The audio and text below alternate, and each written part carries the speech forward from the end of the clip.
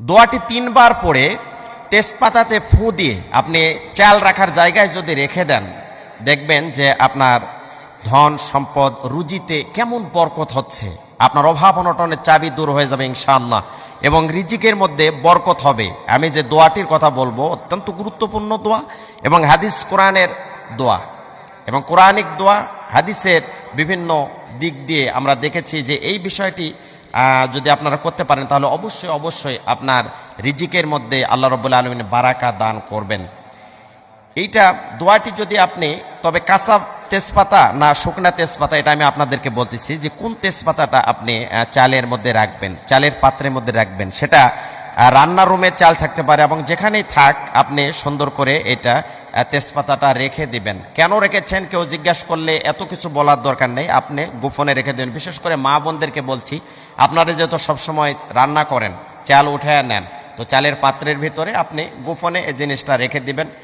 ইনশাল্লাহ আল্লাহর পক্ষ থেকে পরিবারের প্রতি একটা সাকিনা নাজিল হবে এবং বরকত নাজিল হবে, রিজিকের মধ্যে বরকত হবে। অনেক টাকা পয়সা কামাই রোজগার করার পরে অনেক সময় দেখা যায় যে বরকত হয় না।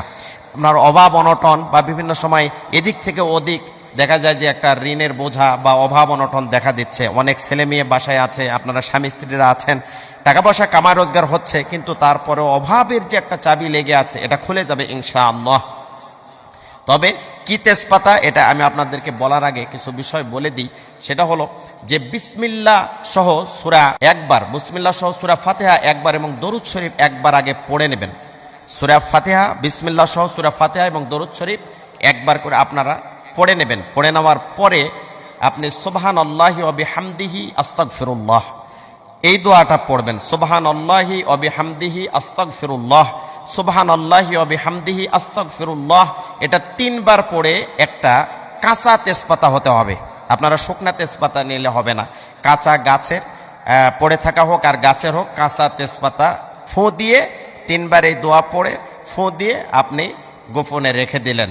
এটা যদি রেখে দিতে পারেন ইনশাআল্লাহ আপনার ধান চাল এবং টাকা পয়সা অর্থ সম্পদ, ব্যাংক ব্যালেন্স, গাড়ি বাড়ি, যা কিছুই আপনি মনে মনে নিয়ত করবেন, দেখবেন যে ইনশাআল্লাহ খাদ্যের মধ্যে যদি বরকত শুরু হয়ে যায় তাহলে সব কিছুতেই আপনি বরকত পাবেন।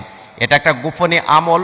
বিশেষ করে মা বোনেরা এ বিষয়টা খেয়াল রাখবেন যে যখনই এ ধরনের অভাব অনটনের চাবি লক্ষ্য করছেন আপনার পরিবারের ভিতরে, তখনই তাৎক্ষণিক এই আমলটা আপনি অবশ্যই অবশ্যই করেন। দেখবেন যে কিছুদিনের ভিতরেই আপনার পরিবারের ভিতরে একটা সুন্দর পরিবেশ ফিরে এসেছে।